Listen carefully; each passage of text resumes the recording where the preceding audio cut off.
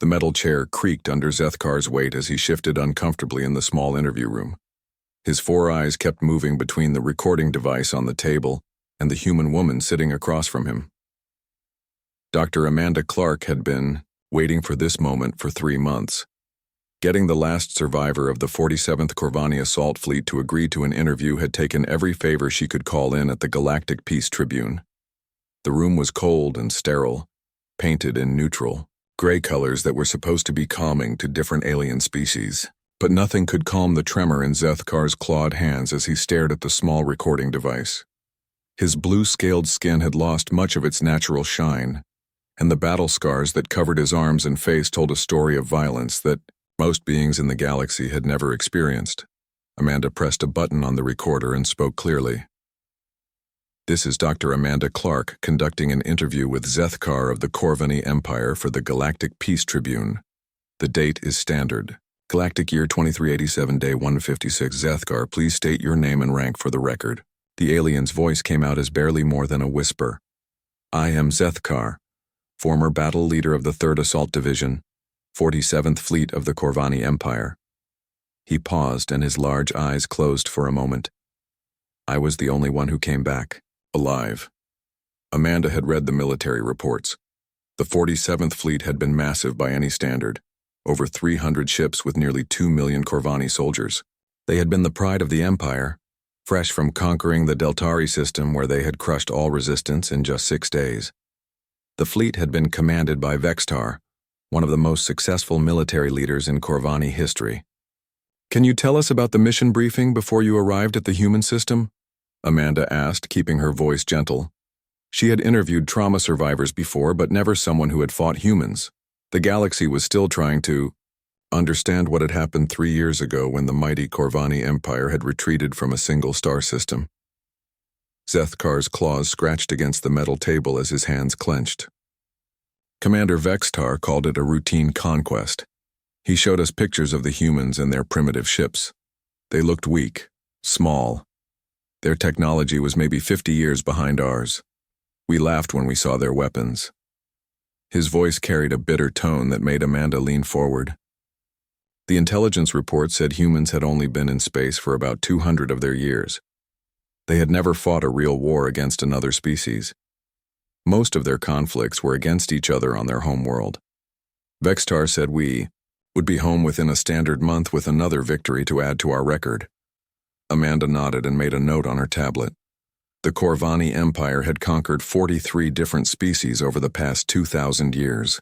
They were known throughout the galaxy as unstoppable warriors who used superior technology and tactics to crush any resistance quickly and efficiently. Most species surrendered after the first demonstration of Corvani military power.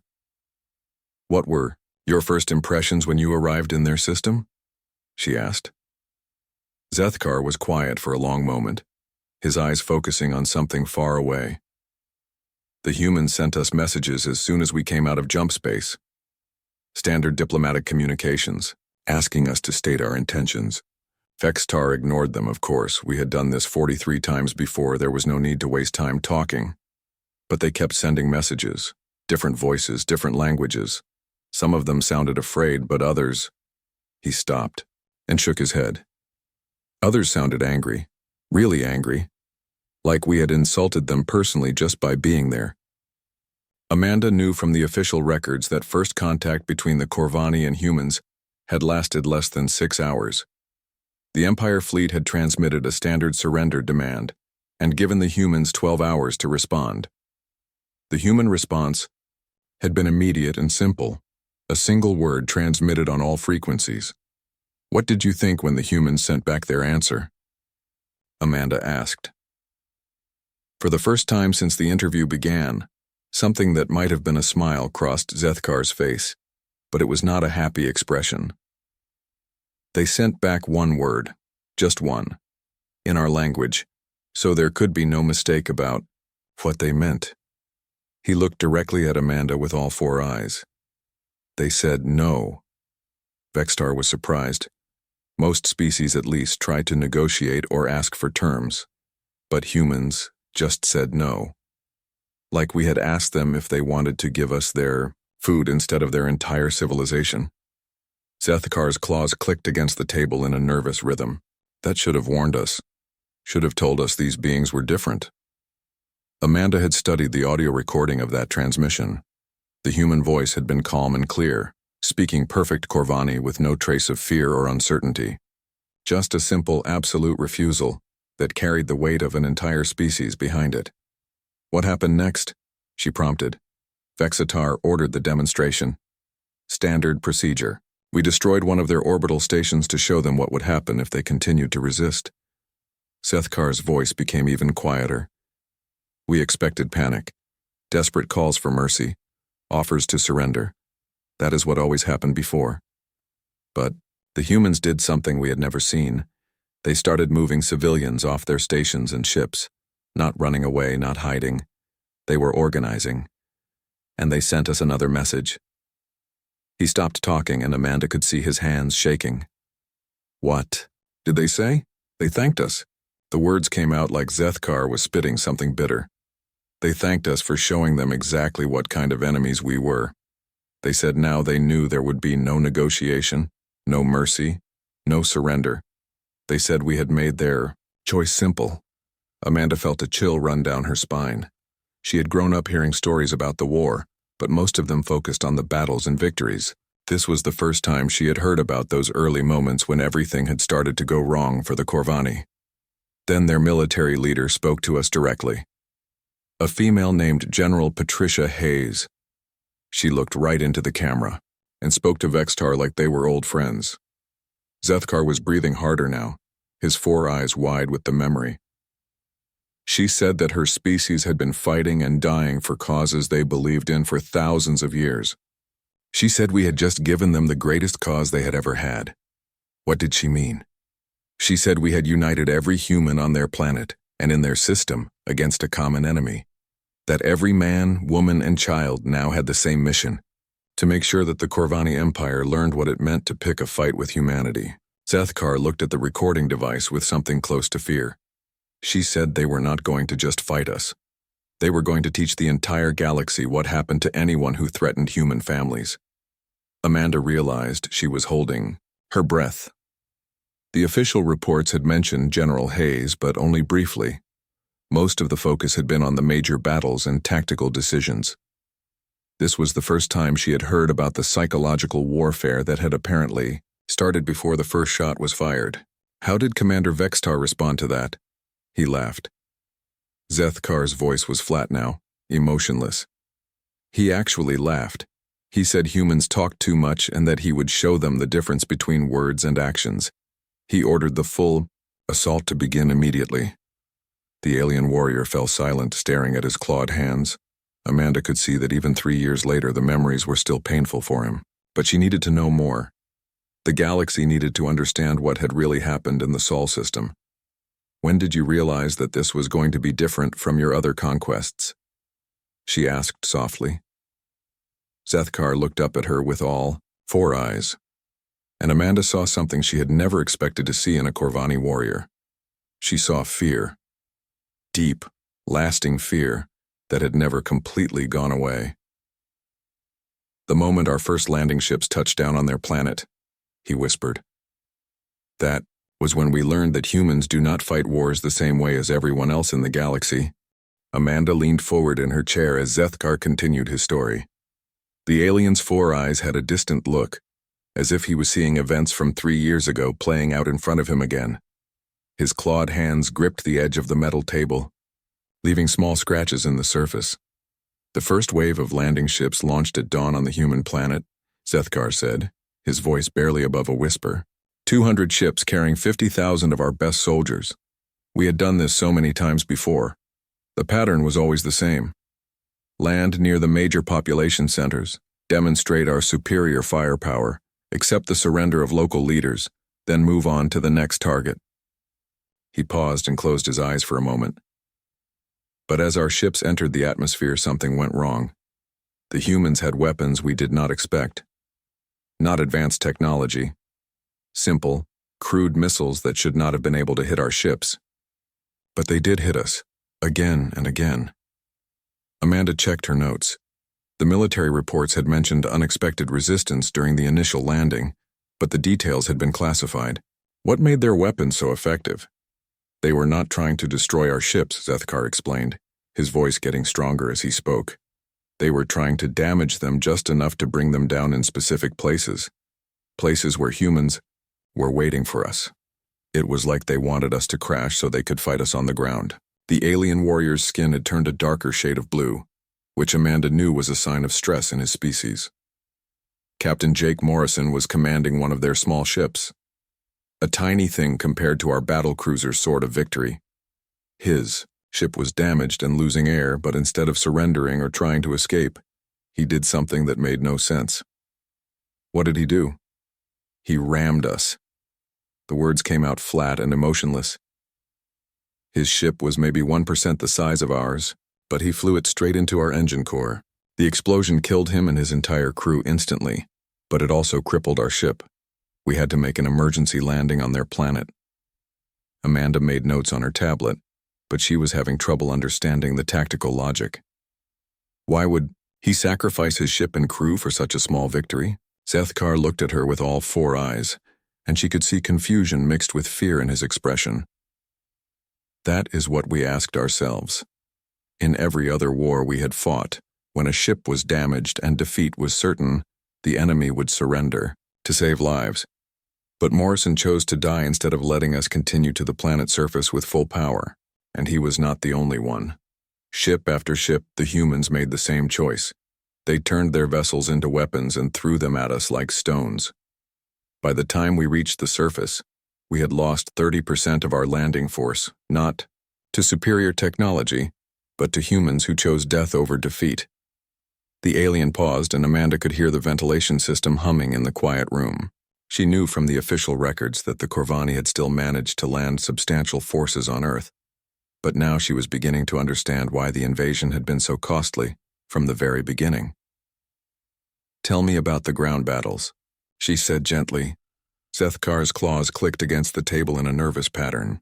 "We landed outside the human city they called Denver. Intelligence reports said it had over 2 million inhabitants and was a center for their military production. We expected the civilian population to flee and the military to set up defensive positions around important buildings, but that is not what happened. Nothing happened the way it was supposed to." Zethkar's voice carried a note of old frustration. The civilians did not run. Every building became a fortress, every street became a battlefield, and the humans fought like they were all soldiers, even the ones who were clearly not military. Amanda had read survivor accounts from other species that had been conquered by the Corvani. The pattern was always the same: initial resistance from professional military forces, followed by civilian panic and surrender once it became clear that defeat was inevitable. But humanity had apparently rewritten those rules. "I remember the first building we tried to capture," Zethkar continued. "It was some kind of research facility. The intelligence report said it was run by scientists, not soldiers. We expected minimal resistance, maybe a few security guards who would surrender quickly. Dr. Lisa Weber was in charge of that facility. She was a botanist who studied plants. But when we broke down the doors, we found that she had turned her laboratory into a death trap. She had used chemicals from her plant research to create poisonous gases that killed 3 of my soldiers before we even saw her, the alien warriors. Breathing had become faster, and Amanda could see that reliving these memories was causing him real distress. But she needed to hear the full story. The galaxy needed to understand what had really happened. "She fought us for 6 hours, Zethkar said. One human female with no military training, using improvised weapons made from her scientific equipment. She killed 12 of my soldiers and wounded 8 more before we finally stopped her. And even then she did not surrender. She triggered an explosion that destroyed her entire laboratory rather than let us capture it." Amanda felt a chill as she realized what she was hearing. The humans were destroying their own facilities? "Everything," Zethkar confirmed.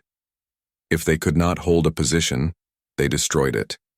If they could not save their equipment, they made sure we could not use it either. They burned their own cities rather than let us occupy them." "But surely the military resistance was more organized?" Zethkar made a sound that might have been bitter laughter. "The military was worse. At least the civilians sometimes made mistakes we could use against them. The soldiers never did. He looked directly at Amanda. Do you know what it feels like to fight an enemy that treats certain death as just another tactical option? I am not sure I understand. On the second day, we cornered a group of human soldiers in a building near their city center. 23. Humans against 200 of my warriors. They were out of ammunition and had no way to escape. In every other war we had fought, this would be the moment when the enemy would surrender to save lives. Zethkar's voice dropped to almost a whisper. Instead, they sang. They sang. Some kind of human battle song. They sang it while they fixed explosives to the building supports. They sang it while they prepared their last weapons. And they kept singing as they charged us with nothing but knives and tools they had found in the building. The aliens' 4 eyes were wide with the memory. Sergeant Danny Rodriguez led that charge. He had been shot 7 times and was bleeding badly, but he kept fighting. He killed 4 of my soldiers with a piece of broken metal before we brought him down. And even as he was dying, he was still trying to fight us. Amanda realized she was holding her breath. The official reports had mentioned fierce human resistance, but they had not captured the psychological impact of fighting an enemy that refused to follow the normal rules of warfare. The humans did not fight to win battles, Zethkar continued. They fought to make us pay the highest possible price for every meter of ground we took. Every building cost us soldiers. Every street cost us time and resources, and they never, ever gave up. What about the human leadership? Were they coordinating this resistance? That was the strangest part, Zethkar admitted. We monitored their communications and expected to find a central command structure giving orders, but what we found was millions of humans all making the same choice independently. They did not need orders to tell them to fight. They just did it. Parents sent their children to safety and then stayed behind to fight us. Teachers turned their schools into fortresses. Even their medical workers fought while trying to save lives. Dr. Patricia Mann was treating wounded soldiers in a hospital basement while simultaneously building explosive devices to use against our forces. Amanda made more notes, trying to process what she was hearing. How long did the battle for Denver last? 18 days, Zethkar said immediately. 18 days to capture one city. Our projections said it should have taken 6 hours. And when we finally controlled the ruins, there was nothing left worth having. The humans had destroyed everything useful and poisoned what they could not destroy. By the time we won, we had lost over 8,000 soldiers for one city, and there were hundreds more cities on their planet. The alien warrior looked exhausted just from remembering. That was when some of us began to understand that this war was going to be different from anything we had experienced before. Commander Vextar received reports from every landing site. The story was the same everywhere, humans fighting far beyond any logical point, civilians acting like soldiers, soldiers acting like they had nothing to lose. And everywhere we went, they destroyed everything rather than let us have it.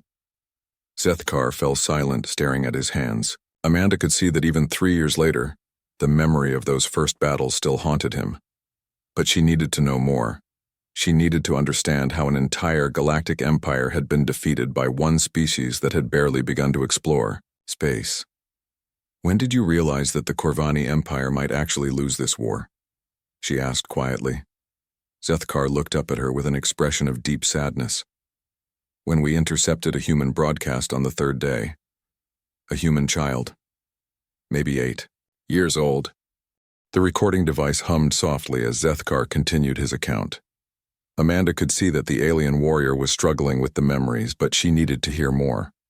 The galaxy still did not understand how humanity had broken the most powerful military force in known space. After Denver, Commander Vextar changed our tactics, Zethkar said, his voice hoarse from talking. He decided that the humans were more dangerous than expected, so he ordered us to focus on capturing their leaders. He thought that if we could break their command structure, the rest would surrender like normal civilized beings. Amanda nodded, making notes on her tablet. Did that strategy work better? No. The single word carried the weight of absolute failure. If anything, it made them worse. We learned that humans do not need leaders to tell them how to fight. They just fight. Zethkar shifted in his chair, his claws scratching against the metal table. We identified a human military officer named Sergeant Danny Rodriguez. Intelligence said he was important to their defensive network around the ruins of Denver. My unit was ordered to capture him alive for interrogation. We found him in what had been a shopping center. The humans had turned it into a fortress, and Rodriguez was coordinating the defense. We attacked with overwhelming force, expecting to take him quickly. The alien's 4 eyes focused on something far away. That was a mistake. Amanda leaned forward. What happened? Rodriguez had been wounded in our previous attacks. Medical scans showed he had internal injuries that should have killed him within hours. But he kept fighting. For 3 days, he held that position with maybe 30 other humans against 400 of my warriors. Zethkar's voice became quieter. On the first day, we cut off their supply lines. No food, no water, no ammunition. We waited for them to surrender. But they started making weapons from the debris around them. Rodriguez showed his people how to turn broken glass into cutting tools and how to make explosives from cleaning chemicals they found in the stores. On the second day, we breached their outer defenses. Rodriguez was shot twice more, but he kept moving, kept fighting, kept giving orders to his people. We could hear him talking to them over their communication system. And he was not talking about surrender or escape. He was telling them how proud he was to fight beside them. Amanda felt a chill as she realized what she was hearing. The official reports had mentioned Rodriguez as a minor tactical victory, but they had not explained the psychological impact his actions had on the Corvani forces. What happened on the third day? We finally broke through their last defensive line. Rodriguez was barely alive, bleeding from a dozen wounds, but when we surrounded him, he did not surrender. Zethkar's hands were shaking now. He smiled at us, actually smiled. Then he activated explosives he had hidden throughout the building. The explosion killed Rodriguez and his remaining fighters, but it also brought down the entire structure, on top of my unit. I lost 60 soldiers that day, and we never got the intelligence we were supposed to capture. The alien warrior looked directly at Amanda. Rodriguez chose to die rather than give us any advantage at all. Amanda made notes, but she was having trouble processing the implications. Was Rodriguez unusual among human fighters? No. That is what made it so terrible. Every human we fought was like Rodriguez. They all chose death over defeat. Zethkar's voice carried a note of desperation. We captured a human officer named Lieutenant Karen Phillips 2 weeks later. She was injured and alone, perfect for interrogation. What did you learn from her? Nothing. Worse than nothing. Zethkar's skin had darkened to a deep blue color. We used standard interrogation techniques that had worked on 43 other species. But Phillips did something we had never seen before. She pretended to break under torture. She acted afraid and desperate, begging us to stop hurting her. She gave us detailed information about human defensive positions and troop movements. The alien paused, and Amanda could see his hands clenching into fists. It was all false. How did you find out? When we attacked the position she had described, we found nothing but empty buildings filled with explosives. Phillips had not broken at all. She had been feeding us false information while using her screams of pain to send coded messages to her own forces. Amanda felt her blood run cold. She was communicating while being tortured? The pattern of her screams matched a human military code. While we thought we were breaking her spirit, she was telling her people exactly where we were and what our plans were. Zethkar's voice was filled with something close to admiration, mixed with horror. We did not discover this until after we had lost another 200 soldiers to her deception. What happened to Phillips? When we realized what she had done, we confronted her. She stopped pretending to be broken and looked at us with the same smile that Rodriguez had worn. Zethkar was breathing heavily now. She said that every moment we had spent torturing her was time her people had used to prepare defenses and evacuate civilians. She thanked us for being so predictable. Amanda realized she was holding her breath. Did she try to escape? No. She had a poison capsule hidden in her clothing. She took it while looking directly at us, still smiling. The alien warrior's voice broke slightly. Her last words were that she was honored to die for humanity and that we would never understand what we were really fighting. The interview room fell silent except for the soft hum of the recording device. Amanda could see that Zethkar was struggling to continue, but she needed to hear more. The galaxy needed to understand the psychological warfare that had broken the Corvani Empire. Were there other incidents like this? Hundreds. Every human we captured, every position we attacked, every victory we thought we had won, turned into another nightmare. Zethkar looked at his scarred hands. In the ruins of their city called New York, we fought a construction worker named Tony Valdez. He was operating one of their large machines, using it to move debris and block our advance routes. We hit his machine with plasma fire. It was burning and falling apart, but Valdez kept working. He used his dying machine to collapse 3 buildings on top of my advancing soldiers. The machine exploded and killed him, but he took 40 of my warriors with him. And he was not even a soldier. He was just a human who built things for a living. But when his city was attacked, he turned his peaceful tools into weapons and fought us until the moment he died. Amanda made more notes, trying to understand the pattern she was hearing. What about the civilians? Surely they were easier to deal with? Zethkar made that bitter laughing sound again. The civilians were worse than the soldiers. At least soldiers are supposed to fight. But human civilians fought like every single one of them was a trained warrior. There was a human female named Helen Brooks. She was a nurse, someone whose job was to heal people and save lives. But when we attacked the hospital where she worked, she turned it into a death trap. Brooks organized the medical staff to treat wounded human soldiers, while simultaneously coordinating sniper attacks from the upper floors of the building. She saved lives and took lives at the same time, and she did both with the same determination. We laid siege to that hospital for 8 days. Brooks and her people had maybe 50 fighters total, including patients who were too wounded to walk properly. But they held us off with improvised weapons, and medical supplies turned into explosives. When we finally broke through, we found that Brooks had been wounded on the first day but had kept working anyway. She had been treating injured soldiers with one hand while building bombs with the other. And when we cornered her in the basement, she was still trying to save a wounded human child while shooting at my soldiers. Amanda felt tears in her eyes, though she was not sure why. What happened to her? The building collapsed during our final assault. We never found her body, but we found evidence that she had been working until the very end.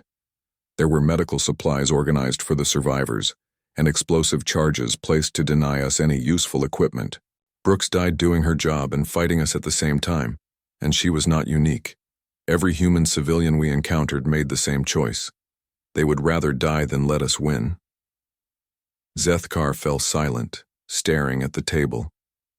Amanda could see that these memories were causing him real pain, but she needed to understand more. The galaxy needed to know why the Corvani Empire had retreated from a single star system. How did these individual acts of resistance affect your fellow soldiers? They began to break. The words came out barely above a whisper. Corvani warriors are trained to fight other warriors. We understand battles where both sides try to win while minimizing casualties. But humans did not fight that way. Every engagement was a horror. Every victory cost us more than it was worth. And the humans seemed to get stronger as the situation became more hopeless. Other species become desperate and make mistakes when they are losing. But humans become more dangerous. My soldiers started having nightmares about humans who would not die. They would wake up screaming about enemies who smiled while bleeding to death. The medical staff reported that more warriors were being treated for psychological trauma than for physical injuries. And the worst part was that the humans were winning. Not through superior tactics or better weapons, but through sheer refusal to accept defeat. Amanda could see that Zethkar was reaching the most difficult part of his story. The alien warrior's breathing had become irregular, and his 4 eyes kept darting between her face and the recording device.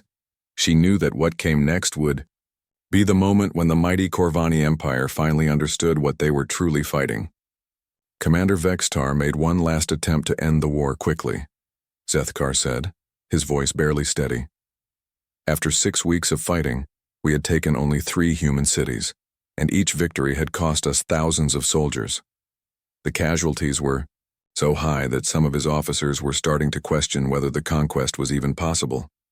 What did he decide to do? He ordered a final assault on the human capital city. Intelligence reports said that if we could capture their government, leaders the rest of the planet would surrender to save lives. It was our last chance to win the war the way we had always won wars before. Zethkar's claws clicked against the table in a nervous rhythm. Washington, D.C. was heavily defended, but our remaining forces were still superior in numbers and technology. We had 100,000 warriors left, and the humans had maybe 10,000 soldiers protecting the city. Amanda made notes while listening. The official reports had mentioned the Battle of Washington as the turning point in the war, but she had never heard a first-hand account from someone who had been there. The assault began at dawn on the 43rd day of the invasion, Zethkar continued. We expected heavy resistance from the outer defenses, but what we found was something completely different. The humans had turned the entire city into one massive trap. What do you mean? Every building was connected by underground tunnels. Every street had hidden weapons. Every park and monument had been turned into a fortress. But the worst part was that the human civilians had not evacuated. They were still there, fighting alongside their soldiers like this was normal. Zethkar's skin had turned almost black with stress. We fought our way through the outer neighborhoods, losing soldiers with every step. But the closer we got to the government buildings, the fiercer the resistance became, and then we met her. Who? President Maria Santos. She was supposed to be in a safe bunker somewhere, protected by her bodyguards while her military handled the fighting. But we found her in the ruins of a government building, carrying a rifle and commanding the defense personally. Amanda felt a chill run down her spine. The president was fighting on the front lines? She was not just fighting, she was leading. Santos had turned the government complex into a maze of death traps, and she knew every passage, every hidden weapon, every weak point in our assault plan.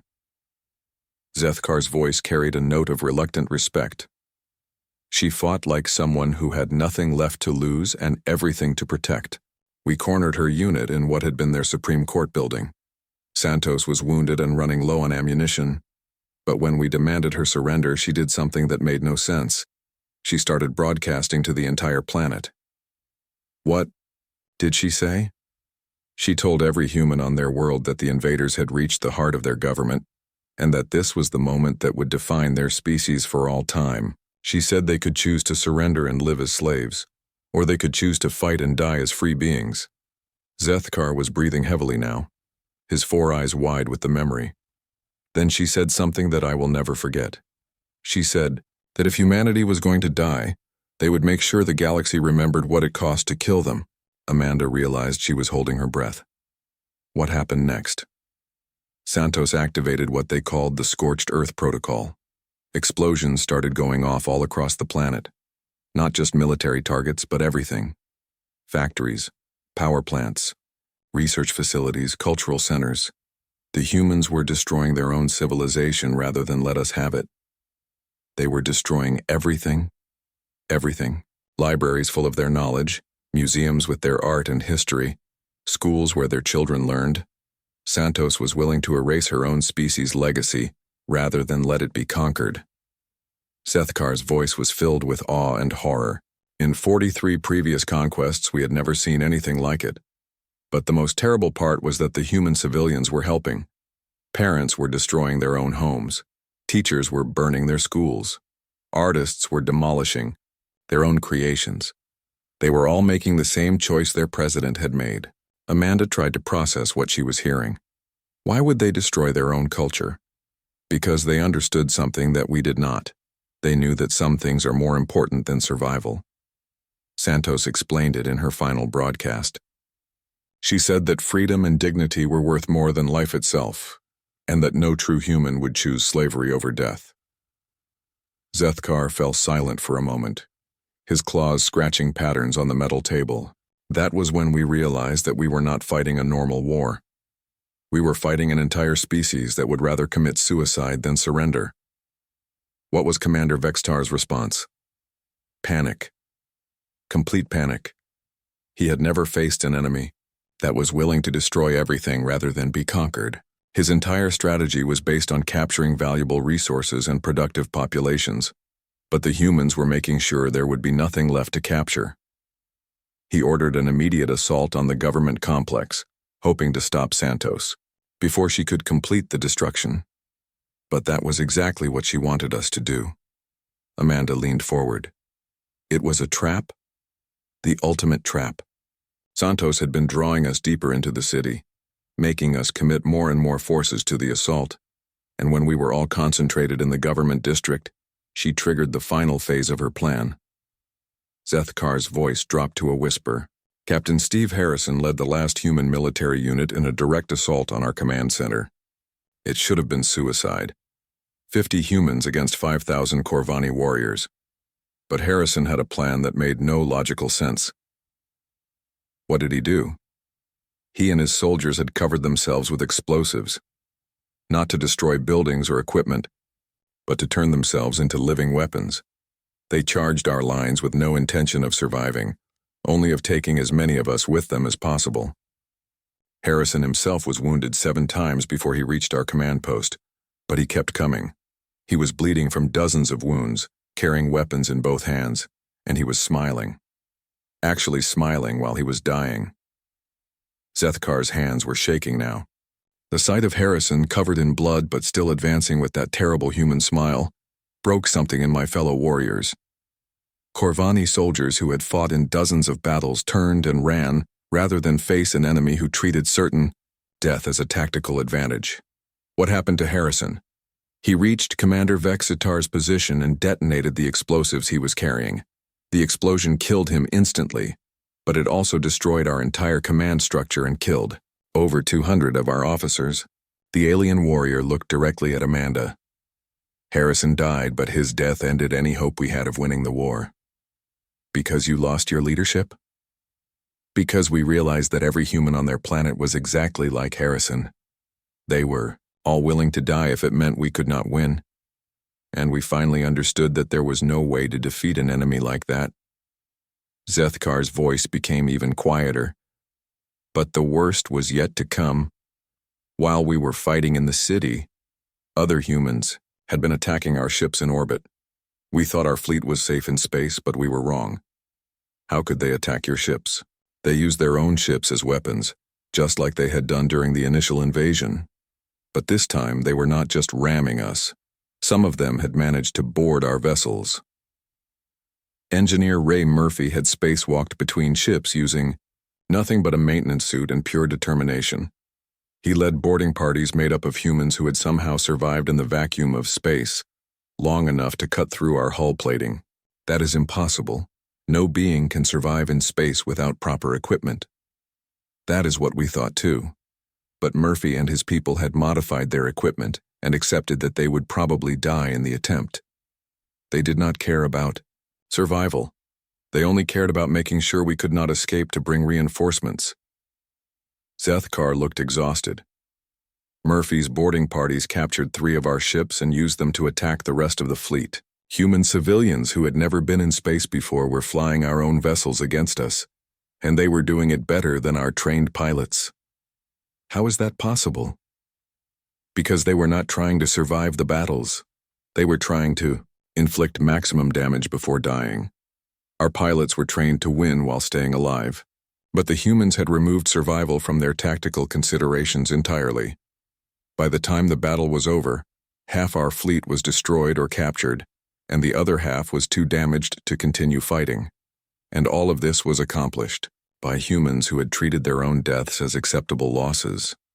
Amanda realized that she had been taking notes automatically, but her mind was struggling to process the implications of what she was hearing. When did you know the war was lost? Zethkar met her gaze with all 4 eyes, and she saw the exact moment when the Corvani Empire had accepted defeat. When Commander Vextar sent a message to the Imperial High Command requesting immediate evacuation of all forces. The interview room had grown quiet except for the soft hum of the recording device. Amanda could see that Zethkar was struggling to reach the end of his story, but she knew this final part would be the most important.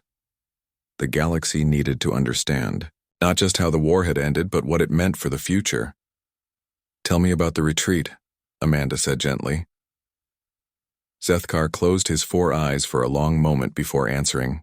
It was not a retreat. It was a rout. The Imperial High Command ordered immediate evacuation of all Corvani forces from the human system. Ships that could still fly were told to leave immediately. Ships that could not fly were ordered to self-destruct rather than let the humans capture them. How many ships made it out? Maybe 30% of the original fleet. The rest were destroyed, captured, or too damaged to reach jump distance. His voice carried the weight of absolute defeat. In 2,000 years of conquest, the Corvani Empire had never lost so many ships to a single species.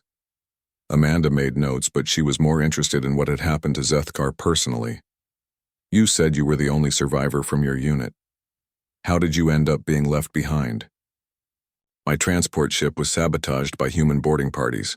The engines were damaged beyond repair and life support was failing. When the evacuation order came, there was no room for wounded soldiers on the remaining ships. Zethkar's claws clicked against the table. I was left behind to die. But you survived. Not because of anything I did. I was found by a human medical unit 3 days after the fleet departed. I was unconscious and dying from my injuries. By all rights, they should have let me bleed to death or killed me outright as revenge for what we had done to their world. Amanda leaned forward. What happened instead? Dr. Paul Garcia found me in the wreckage of my ship. He was a field medic who had been treating wounded humans for weeks, but when he saw me dying, he did something that made no sense. Zethkar's voice carried a note of wonder, mixed with confusion. He saved my life. Even though you were an enemy. Soldier? Even though I had been trying to kill his people for over 2 months, Garcia treated my wounds, gave me medical supplies, and had me transported to a human medical facility where I could recover properly. The alien warrior shook his head slowly. I asked him why he was helping me, and his answer changed everything. I thought I knew about humans. Amanda waited while Zethkar gathered his thoughts. She could see that this memory was different from the others, less traumatic, but somehow more profound.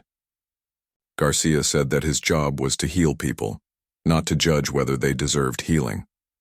He said that the war was over, and now it was time to save lives, instead of taking them. Zethkar looked directly at Amanda. He treated me exactly the same way he treated wounded human soldiers. What did you think about that? I was confused. In Corvani culture, enemies are enemies until they are dead. But Garcia was treating me like I was just another injured person who needed help. He even brought me food and water while I recovered. And he never asked me for military information or tried to interrogate me. Other humans came to see me too, people whose homes had been destroyed in the fighting, whose family members had been killed by Corvani soldiers. I expected them to be angry, to want revenge. Zethkar paused. But they were just curious. They wanted to know why we had attacked them and whether there would be more wars in the future. Amanda found this hard to believe. They were not angry about the invasion. They were sad about the people who had died, but they were not angry at me personally. One human woman named Mary Johnson had lost her son in the fighting, but she brought me books to read while I recovered. She said that hating me would not bring her son back, and that maybe understanding each other would prevent future wars. How long did you stay with the humans? 6 months. The Corvani Empire had declared me dead and showed no interest in prisoner exchanges, but the humans treated me like a refugee rather than a prisoner of war. Dr. Garcia helped me get medical treatment for injuries I had suffered during the fighting, and other humans taught me their language and customs. Zethkar's expression became thoughtful. That was when I began to understand why the Corvani Empire had really lost the war. It was not because humans were better fighters or had superior technology. It was because humans fight for things that cannot be destroyed by weapons. What do you mean? During the war, I thought humans were just another species that was unusually stubborn about surrendering. But living among them showed me something different. Humans do not fight to preserve their lives or their property. They fight to preserve their ideas about what life should be like. Amanda made notes, recognizing that this was the crucial insight the galaxy needed to understand. Can you explain that more clearly? Dr. Garcia could have let me die, and no, one would have blamed him. His own people had been killed by Corvani soldiers, and saving me served no practical purpose. But he chose to help me because he believed that healing people was more important than seeking revenge. President Santos could have surrendered and saved millions of human lives, but she chose to fight because she believed that freedom was more important than survival. Captain Harrison could have retreated and lived to fight another day, but he chose to sacrifice himself because he believed that protecting others was worth dying for. Zethkar's voice became stronger as he continued. Every human I fought during the war made the same kind of choice. They decided that their principles were more important than their lives, and they were willing to die to prove it. And that is why the Corvani Empire could never have won that war, no matter how many ships we brought or how many soldiers we deployed. You cannot conquer an idea with weapons. You cannot defeat principles with superior technology. Amanda realized she was witnessing something historic. This was the moment when the galaxy would finally understand what made humanity different from every other species. What happened when you were finally able to leave Earth? The humans helped me book passage on a neutral transport ship. Dr. Garcia and several other people came to see me off, and they wished me well for the future. Zethkar's voice carried a note of sadness. Garcia gave me a message to carry back to the Corvani Empire. What was the message? He said that humans had no interest in conquest or revenge, but that they would never allow anyone to threaten their freedom again. He said that any species that wanted to live in peace with humanity would find them to be loyal friends and valuable allies. But any species that tried to conquer or enslave humans would discover that there are fates worse than death, and that fighting humanity was one of them. Zethkar fell silent, and Amanda could see that he had reached the end of his story. But she needed to know one more thing. What happened when you returned to the Corvani Empire? I was debriefed by Imperial Intelligence, and my report was classified at the highest levels. But word spread among the military units anyway. Everyone wanted to know what had really happened in the human system. What did you tell them? The truth. That we had encountered a species that could not be conquered because they valued their principles more than their lives. That humans would rather die fighting than live in slavery. And that any attempt to invade their territory again would result in the complete destruction of both civilizations. How did the Empire respond to that? By declaring the human system off-limits to all Corvani forces. The official policy now is that humanity is to be treated as a protected species under galactic law, not because they are weak, but because they are too dangerous to fight. Amanda looked at the recording device and realized that she had captured something extraordinary. This interview would change how the galaxy viewed humanity forever. One final question, Zethkar. If you could send a message to other species in the galaxy, what would you tell them about humanity? The alien warrior was quiet for a long moment, his 4 eyes focused on something beyond the walls of the interview room. When he finally spoke, his voice carried the weight of absolute conviction. I would tell them that humans are not the strongest species in the galaxy, or the smartest, or the most advanced. But they are the most dangerous, because they are the only species that has ever made their enemies afraid to win. Every other species fights to survive. Humans fight to remain free, and there is no force in the universe that can defeat someone who would rather die than surrender their principles. Zethkar looked directly into the recording device. If you want to live in peace, treat humans as equals, and respect their beliefs. If you want to trade with them, deal fairly and honor your agreements. If you want to be their friends, show them loyalty and they will die for you. But if you try to conquer them, or enslave them, or force them to abandon their principles, his voice trailed off and he shook his head. Then you will learn what the Corvani Empire learned, that there are some victories that are not worth winning, and some enemies that are more dangerous in defeat than they ever were in victory. Amanda turned off the recording device and sat back in her chair.